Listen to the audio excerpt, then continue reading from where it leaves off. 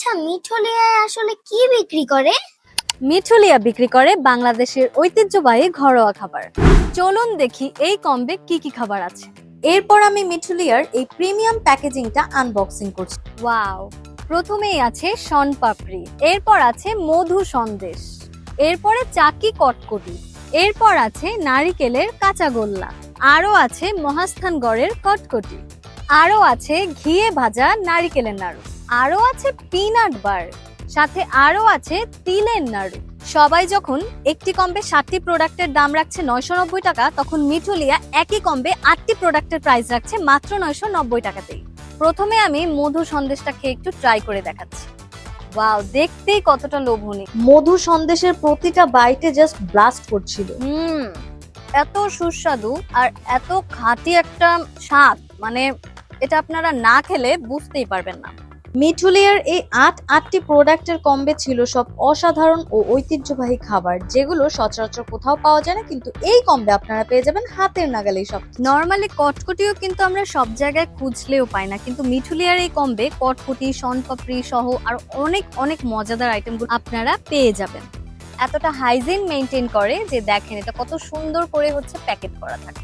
কটকটিটা ছিল অনেক ক্রিস্পি। এটা অনেক বেশি মজা।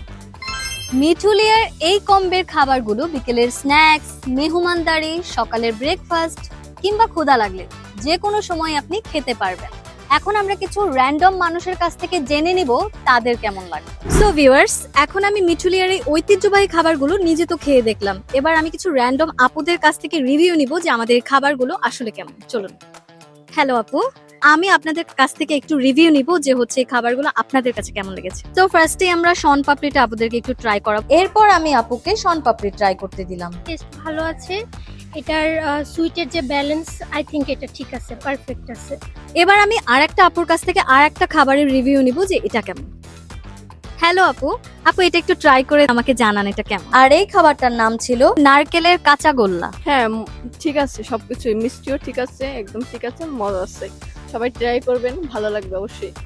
এখন আমি কিছু র্যান্ডম ভাইয়াদের কাছ থেকে রিভিউ নিব যে আমাদের মিঠুলিয়ার এই খাবারগুলো আসলে কেমন। চলুন। হ্যালো ভাইয়া, এটা হচ্ছে তিলের নাড়ু নিয়েছে, সো এবার দেখি এটা ভাইয়ের কাছে কেমন লেগেছে। এরপর ভাইয়া এটা ট্রাই করলো। খাবারটা অনেক স্বাদ আছে, আর একটু মিষ্টি হলে আরো ভালো হতো। All over perfect. জি। ওকে, এবার একটু ভাইয়াকে দেখবো। এরপর ভাইয়া বলল, এটা স্বাদ মোটামুটি ভালো আছে। মোটামুটি যারা হালকা মিষ্টি পছন্দ করে, যারা তিলের নাড়ু পছন্দ করে, নাড়ু হিসেবে মোটামুটি ভালো। ওকে গাইস, এবার আমরা হচ্ছে আর দুইটা র্যান্ডম ভাইয়ের কাছ থেকে অন্য একটা খাবার রিভিউ নিব যে এই খাবারটা তাদের কাছে কেমন। চলুন। হ্যালো ভাইয়া, তো আপনি একটা ট্রাই করে যদি বলতেন এই খাবারটা আপনার কাছে কেমন লেগেছে। আর এটার নাম ছিল চাকি কটকটি। কতটা হাইজিন মেনটেন করা যে হচ্ছে আমরা কিন্তু প্যাকেজিং করে দিয়েছি। ট্রাই করার পর ভাইয়া বলল, খুবই ভালো, চাইলে এটা নিয়ে খাওয়া যায় আর কি। ভালো লেগেছে আপনার কাছে? খুব ভালো লেগেছে।